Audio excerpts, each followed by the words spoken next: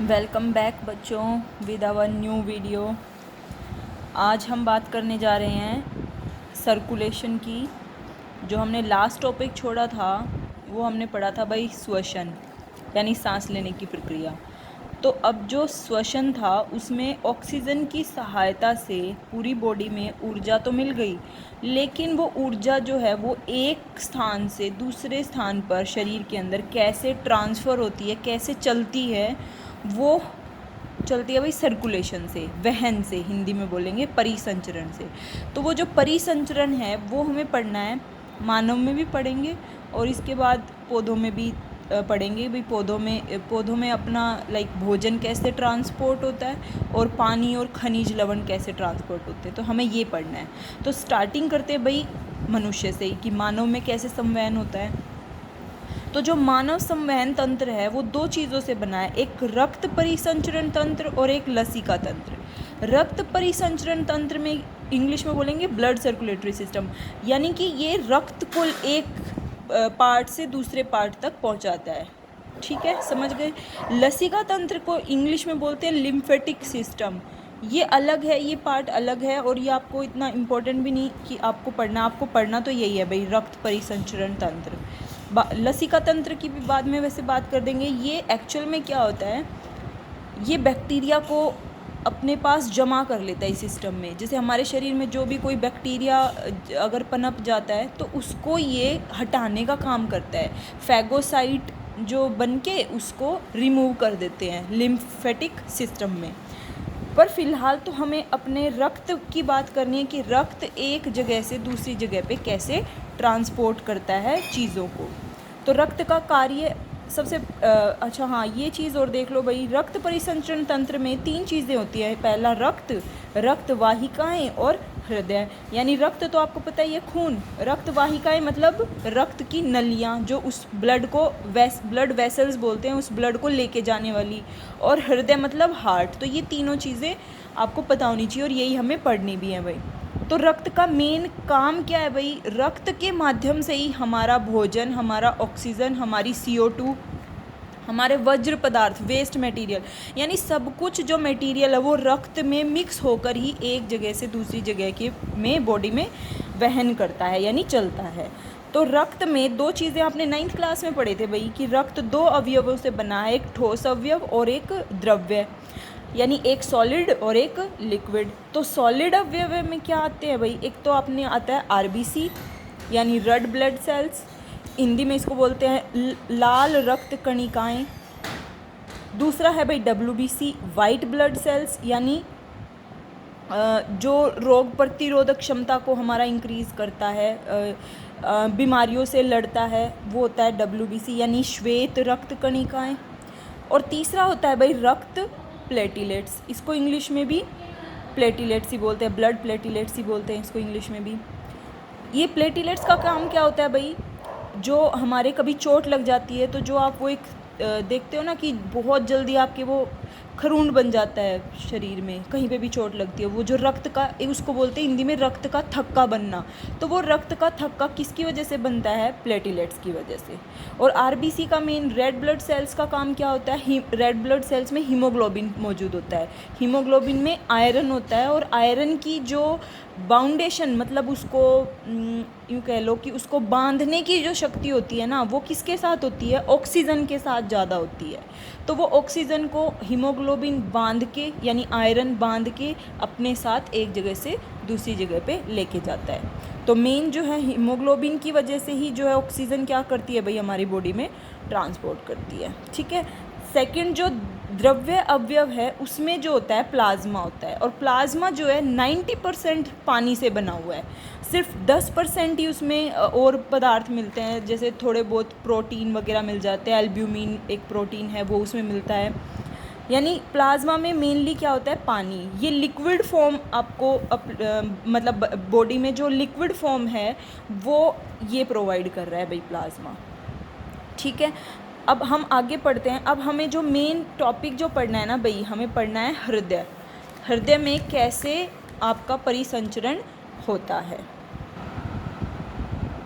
तो देखो भाई यहाँ पे हृदय का मैंने डायग्राम बना रखा है और इसको आप बार बार भाई बना के अपने नोटबुक में प्रैक्टिस करना, क्योंकि ये पेपर में आता है, आपसे पूछा जाता है हार्ट का डायग्राम भी और हार्ट का काम भी पूछा जाता है। पूरा क्वेश्चन पूछा जाता है कि हृदय में दोहरी परिसंचरण तंत्र को समझाइए, तो आपको ये एक्सप्लेन करना होगा, तो उसमें आपको ये बनाना पड़ेगा डायग्राम। तो सबसे पहले हम इस डायग्राम को ही समझते हैं भाई इसमें क्या क्या बना हुआ है। देखो ज़्यादा कॉम्प्लिकेटेड नहीं है, 2 बार अगर आप इसको बनाओगे तो समझ में आ जाएगा।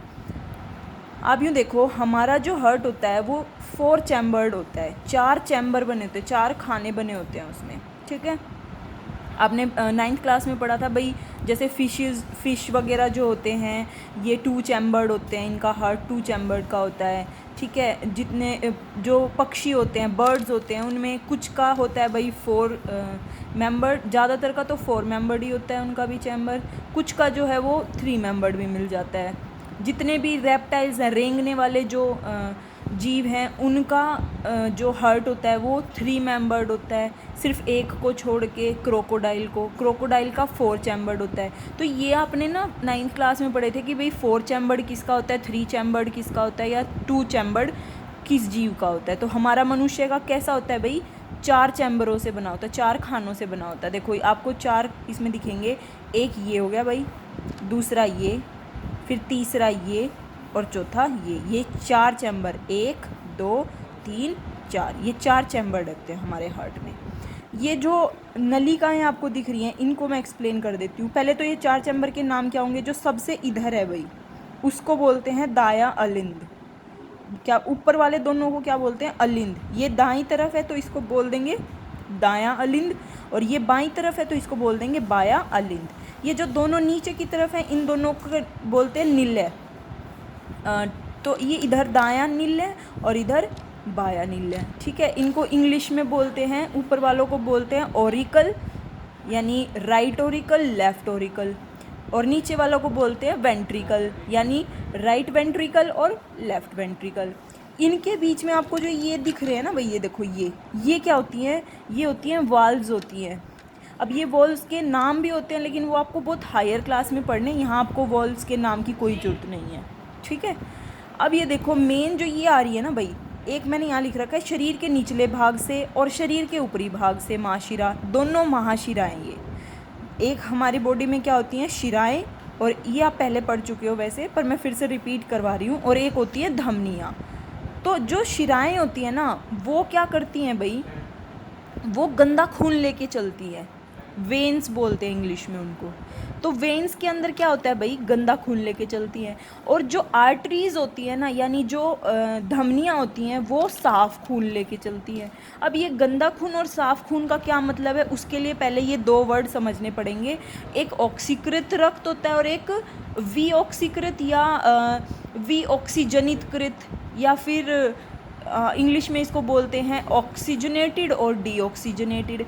इनका क्या मतलब होता है, ऑक्सीकृत मतलब जिस खून में ऑक्सीजन होगा तो उसे हम साफ़ खून बोल देंगे भाई, यानी जो ऑक्सीजन मौजूद होगा तो ऑक्सीकृत, और ऑक्सीजन नहीं होगा तो उसको बोल देंगे विऑक्सीकृत या विऑक्सीजनित बोल देंगे भाई, ठीक है। तो इसमें अगर आपको एक्सप्लेन करना है तो मैंने यहाँ लिख रखा है, जिस खून में ऑक्सीजन होता है उसको ऑक्सीकृत, और जिस रुधिर में ऑक्सीजन नहीं होता उसको विऑक्सीजनित। तो अब आपको समझ में आ गया होगा कि जो गंदा खून है वो क्या है, वो विऑक्सीजनित रुधिर है वो, ठीक है। तो महाशिरा यानी शिराएँ क्या लेके चलती हैं भाई, विऑक्सीजनित खून को लेके चलती हैं, और जो धमनियाँ होती हैं वो ऑक्सीकृत रुधिर को लेके चलती है, ठीक है। रुधिर मतलब ब्लड ही होता है, रुधिर कह लो, खून कह लो, ब्लड कह लो, रक्त कह लो, ये सारे एक ही नाम है, तो कन्फ्यूज़ मत होना इनसे, ठीक है। अब ये देखो भाई, ऊपरी अपने शरीर के ऊपरी भाग से ये महाशिरा जो है अब मैं गंदा खून नहीं बोलूँगी, अब मैं ये वर्ड बोलूँगी, ऊपरी भाग से विऑक्सीजनित कृत, यहाँ से क्या हो रहा है भाई, खून आ रहा है, रक्त आ रहा है, ठीक है। और निचले भाग से भी महाशिरा क्या कर रही है, खून को लेके आ रही है हार्ट के अंदर। और हार्ट में कहाँ लेके आई भाई, ये वाला चैम्बर का क्या नाम था, दायां अलिंद में। यानी सबसे पहले महाशिरा से जो विऑक्सीजनित रक्त है वो कहाँ आया भाई, दायां अलिंद में। दायां अलिंद के बाद ये वाल्व जैसे ही सिकुड़ेगी तो ये कहाँ ले जाएगा इसको, दाएं निल्य में। और दाएं निल्य से देखो ये एरो किधर जा रहा है भाई, देखो ये देखो ये एरो दिख रहा है आपको, और यहाँ क्या नाम लिख रखा है मैंने, फुफ्फुस धमनियाँ। फुफ्फुस धमनियाँ को इंग्लिश में बोलते हैं पल्मोनरी आर्टरी। अब जो फुफ्फुस धमनियाँ है ये क्या है भाई, हमने अभी श्वसन तंत्र में फुफ्फुस का काम पढ़ा था, लंग्स का काम पढ़ा था। वो क्या करता था, कार्बन डाइऑक्साइड को हटा के ऑक्सीजन मतलब पूरे शरीर में भेजता था। तो हमने यहाँ से विऑक्सीजनित खून दिया किसको, फुफ्फुस को, और उसको लेके कौन गया, फुफ्फुस धमनियाँ। पर अभी तो हमने बात की थी कि भाई धमनियाँ तो जो हैं वो साफ खून लेके चलती हैं। भाई पूरे शरीर में धमनियाँ जो हैं ऑक्सीकृत रक्त लेके चलती हैं, पर अभी हम बोल रहे हैं कि ये विऑक्सीजनित जो खून है, रक्त है, वो कहाँ गया, धमनियों से गया।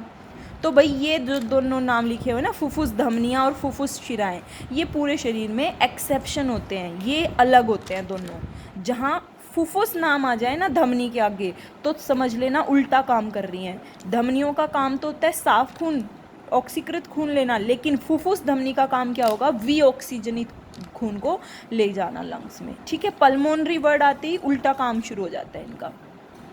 उसके बाद भाई देखो फुफ्फुस धमनियाँ जो है इसको फुफ्फुस में लेके गई, फुफ्फुस ने क्या काम किया, जो विऑक्सीजनित खून था उसको किस में कन्वर्ट कर दिया, ऑक्सीजनित रक्त में कन्वर्ट कर दिया, यानी उसको साफ कर दिया।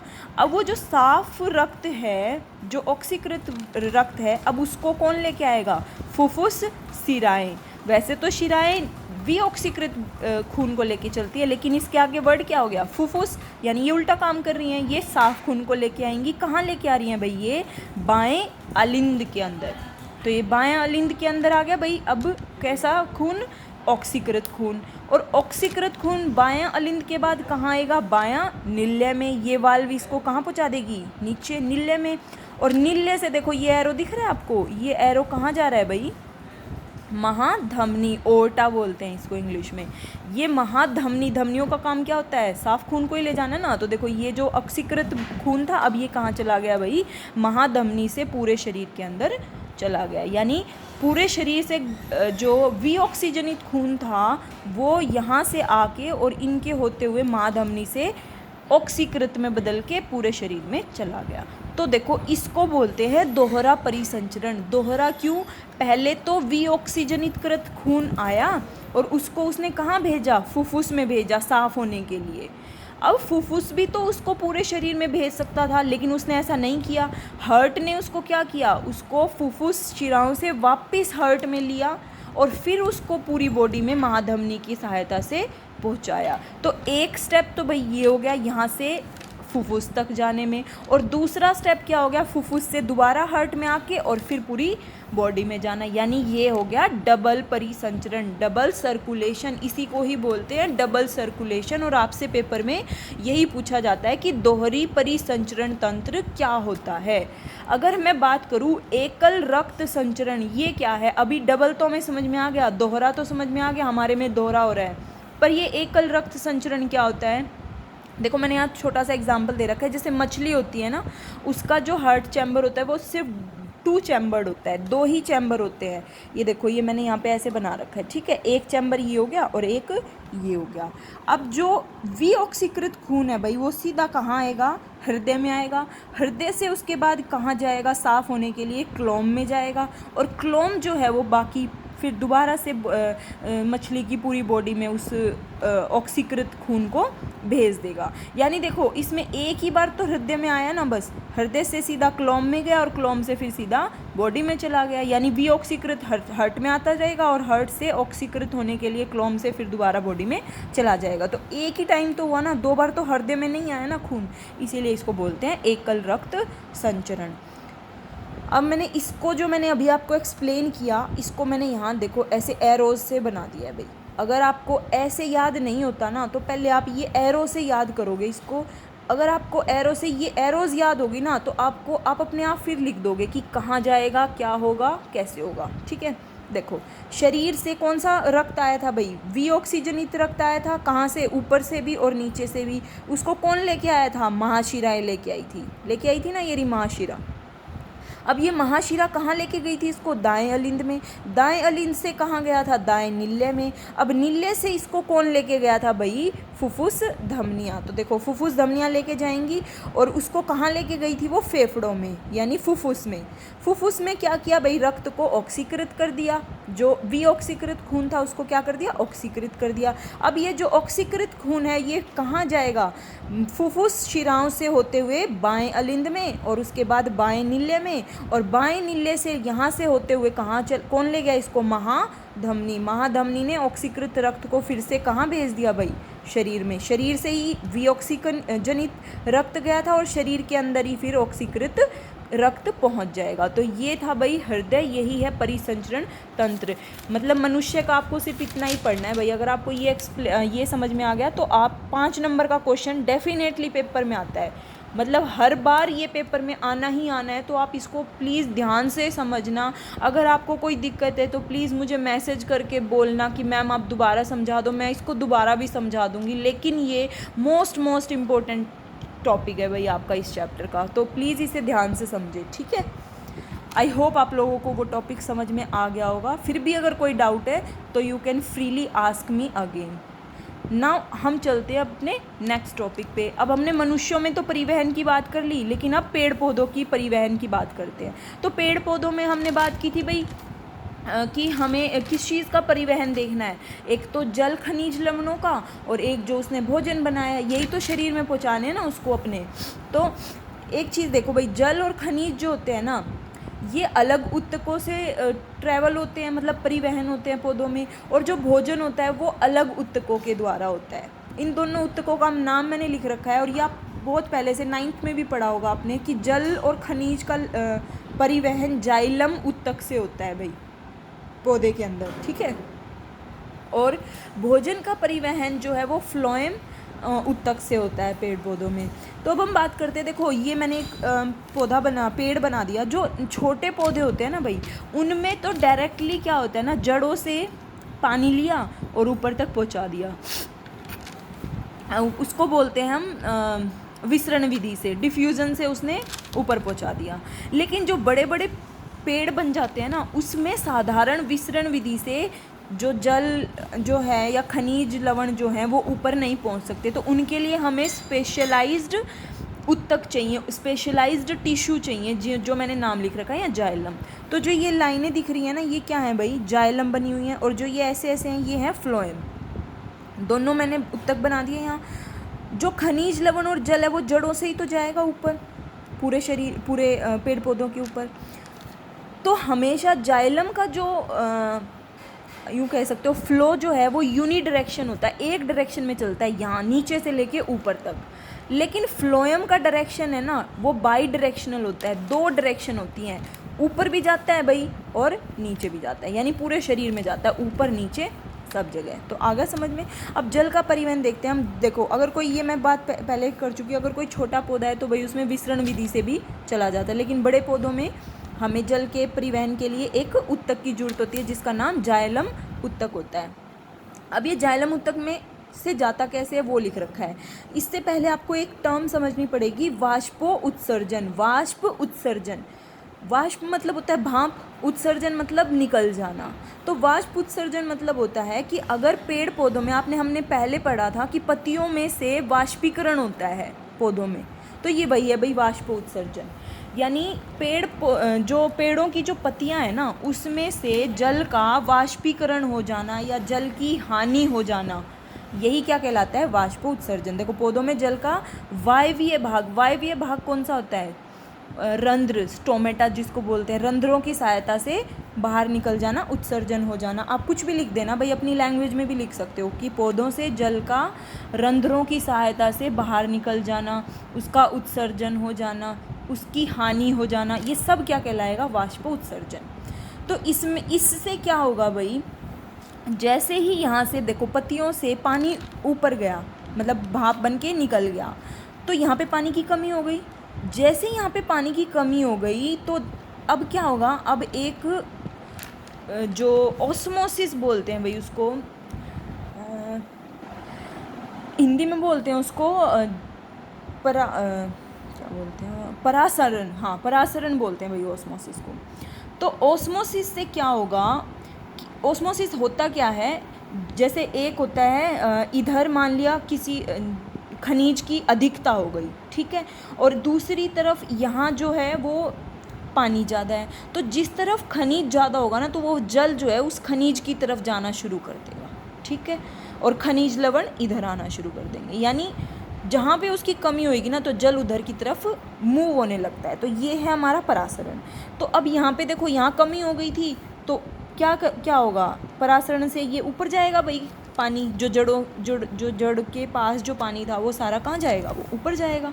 तो यही होता है इसमें। खनिज और लवण कैसे जड़ तक कैसे पहुँचते हैं, सक्रिय रूप से। सक्रिय रूप से आपके एनसीईआरटी में ये लाइन लिख रखी है, सक्रिय रूप से जड़ों तक पहुँचते हैं। इसका मतलब होता है कि जो हम खाद डालते हैं या कुछ भी उसको पेड़ पौधों को जो हम ये जो मिनरल्स या न्यूट्रिएंट्स जो हम पेड़ पौधों को खाद के रूप में, नाइट्रोजनस बेस के रूप में जो हम देते हैं, तो वो हमने सक्रिय रूप से दे दिए, सीधे सीधे दे दिए। अब उससे क्या होगा, जल का परासरण विधि से जड़ों तक पहुंचेगा और जड़ों से फिर ऊपर, जो मैंने अभी बताया वाष्पोत्सर्जन की वजह से। देखो, जो जल जड़ों में आ गया वह अब जाइलम की सहायता से पौधों के हर हिस्से तक पहुंचता है। क्यों? क्योंकि जब वाष्पोत्सर्जन होएगा तो वह खिंचाव पैदा करेगा। चूसन विधि लिख रखा होगा आपकी बुक में, वो चूसन मैंने यहाँ लिखा नहीं, शायद ना समझ में आता है इसलिए मैंने लिख रखा है खिंचाव वर्ड, यानी खींचेगा उसको। तो जो वो खिंचाव पैदा हुआ तो उससे जल क्या करेगा, ऊपर की तरफ खिंचता पूरे पौधे में चला जाएगा। तो ये था भाई जल का परिवहन।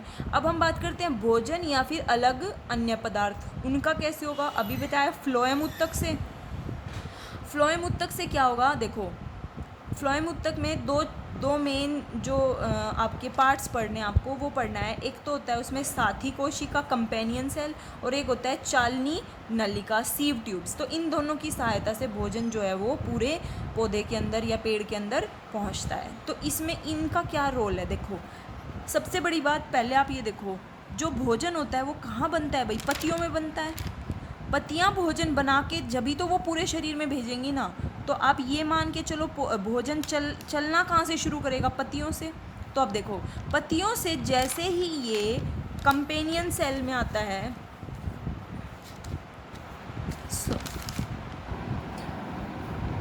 देखो यहाँ से पत्तियों से जो भोजन कंपेनियन सेल्स में आ गया है, साथी कोशिका में आ गया है, तो इस साथी कोशिका में एक्चुअल में हुआ क्या।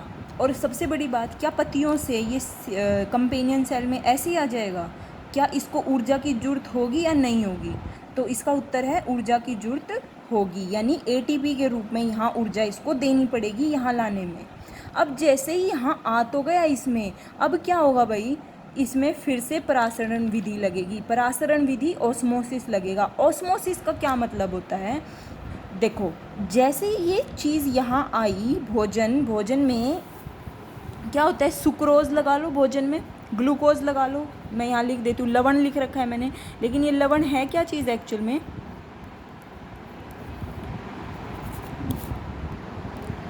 लवण में ग्लूकोज है भाई। अब ग्लूकोज लिख लो या फिर सुक्रोज, दोनों एक ही चीज़ है। सुक्रोज में भी ग्लूकोज है भाई, मेन तो ग्लूकोज होता है हमारा। तो ये जो लवण की, जहाँ देखो ये है हमारे कंपेनियन सेल, ठीक है, यहाँ साथी कोशिका में ये लवण ज़्यादा हो गए, पत्तियों से लवण आ गए। अब लवण जहाँ आ गए ना, वहाँ पर एक किसी भी चीज़ में ना दो चीज़ें होती हैं, एक होता है सॉल्यूट पार्टिकल और एक होता है सॉल्वेंट पार्टिकल। सॉल्वेंट मतलब कि पानी, ठीक है, आप यहाँ ये लगा सकते हो, और सॉल्यूट यानी कोई खनिज लवण हो गया, जैसे सुक्रोज हो गया, ग्लूकोज हो गया। तो जहाँ पे ये लवण ज़्यादा होगा ना, वहाँ पानी की कमी है भाई, सॉल्यूट ज़्यादा हो गया। तो जहाँ जल की कमी हो जाएगी, तो जहाँ जल की अधिकता है ना, वहाँ से क्या करना शुरू कर देगा, वो परासरण विधि से जल आना शुरू कर देगा, ठीक है। और यहाँ पे ना यही हो रहा है, देखो जैसे यहाँ लवण ज़्यादा हुए तो जो जाइलम था यहाँ पे जल ज़्यादा था, तो जल किधर की तरफ मूव करने लगेगा, इन कंपेनियन सेल में। जैसे ही जल यहाँ आया तो जो हमारा लवण था वो क्या करना शुरू करेगा, परासरण दाब की वजह से आगे चलना शुरू कर देगा भाई। और आगे चलेगा तो आगे क्या आएंगी, कोशिकाएं आएंगी। अब कोशिकाओं में हमारा जो लवण है, ग्लूकोज है, उसकी मात्रा क्या है, कम है, और इस उत्तक में क्या है, ज़्यादा, तो फिर से वही परासरण विधि, वही जहाँ लवण कम है कोशिका में तो वो, और यहाँ ज़्यादा है तो कोशिका की तरफ लवण क्या होना शुरू कर देगा, मूव होना शुरू कर देगा, यानी चलना शुरू कर देगा। तो अब कोशिका में क्या पहुँच जाएगा, आपका लवण पहुँच जाएगा, यानी आपका सुक्रोज पहुँच जाएगा। ठीक है, यानी जहाँ कमी होती है ना जिस चीज़ की, वो उधर की तरफ उसकी कंसंट्रेशन उधर ही जाने लगती है। कंसंट्रेशन को हिंदी में बोलते हैं सांद्रता। जैसे जल की जहाँ अधिकता है तो वो जल जो है उस यूँ बोलेंगे कि हायर कंसंट्रेशन है। ठीक है, तो हायर कंसंट्रेशन से हमेशा लोअर कंसंट्रेशन में जाएगा भाई वो। और इसका अगर आपको मैं एक एग्जांपल दूँ तो शायद आपको और अच्छे से समझ में आएगा। आपने किशमिश देखी होगी, रेजिन इंग्लिश में बोलते हैं। किशमिश में अगर किशमिश को आप पानी में डाल देते हो तो वो फूल जाती है। ये आपने एक्सपेरिमेंट अपने घर में ज़रूर देखा होगा। इसका क्या कारण होता है, परासरण विधि होता है भाई इसका कारण। कैसे, जो हमारा अंगूर है ना, या किशमिश कह सकते हो आप, ठीक है, उस किशमिश के अंदर लवण क्या है, ज़्यादा, यानी सोल्यूट पार्टिकल क्या है, ज़्यादा, पानी क्या है उसमें, कम। और अब उस किशमिश को आपने किस में रख दिया भाई, पानी में रख दिया। तो देखो अब इसके अंदर तो भाई पानी बहुत कम है और बाहर इसके पानी ज़्यादा है। तो अभी मैंने बोला अब ज़्यादा की तरफ से कम की तरफ मूव होता है हमेशा, तो पानी क्या करेगा, अंदर की तरफ मूव होना शुरू हो जाएगा। और जैसे ही किशमिश के अंदर पानी जाएगा तो किशमिश क्या हो जाएगी, फूल जाएगी। तो वही यहाँ पे हो रहा है भाई, जहाँ कम कंसंट्रेशन है ना किसी चीज़ की, यहाँ देखो इसमें जल की कंसंट्रेशन क्या थी, कम थी, तो जल यहाँ से मूव होना शुरू हो जाएगा। फिर जब कोशिका की बारी आएगी तो कोशिका में लवण कम था तो लवण कोशिका में जाने लग जाएगा। तो इस तरह से जो है ना पूरे फ्लोएम की सहायता से पूरे पौधे के अंदर भोजन जाता है। और इसको मैंने एरो से समझा रखा है। यहाँ देखो, पत्तियों से भोजन बना, प्रकाश संश्लेषण, सुक्रोज बना, ग्लूकोज बना, कोई सा भी ले सकते हो। उसको फ्लोएम तक जाने में एटीपी लगी भाई, ऊर्जा लगी। फ्लोएम में जाने के बाद क्या हुआ, जल का परासरण होगा, कहाँ से, जाइलम से। जाइलम से फ्लोएम की तरफ होगा। जो जल था वो ऑस्मोसिस, परासरण विधि की वजह से फ्लोएम में जाने लगेगा। और जैसे ही फ्लोएम में जाया तो परासरण दाब, ऑस्मोटिक प्रेशर लगा उसके ऊपर। प्रेशर लगते ही क्या होगा भाई, वो जो सुक्रोज था वो क्या आगे बढ़ना शुरू हो जाएगा। और आगे बढ़ के कहाँ जाएगा, वो कोशिकाओं में चला जाएगा। और कोशिकाओं में फिर से परासरण दाब, जब वहाँ कम, वहाँ परासरण दाब फिर से कम होगा तो कोशिकाओं में ये सुक्रोज चला जाएगा। इस तरह से पूरी शरीर के अंदर पौधे के जो भोजन है वो फ्लोएम की सहायता से परिवहन होता है। तो आगे आप लोग को समझ में, हमने पौधों में परिवहन पढ़ा, जल और भोजन का परिवहन, जल जाइलम से और भोजन परिवहन फ्लोएम से। ठीक है, तो अगर आपको इसमें भी कोई डाउट है, कोई क्वेश्चन है तो you can freely ask me any question. अभी भी कोई वर्ड नहीं समझ में आया है, कोई टर्म इसमें समझ में नहीं आई है तो आप दोबारा मुझसे पूछ लेना। ठीक है, अब हमारा लास्ट एक टॉपिक रह गया भाई, उत्सर्जन। इसको हम नेक्स्ट वीडियो में पढ़ेंगे। Thank you.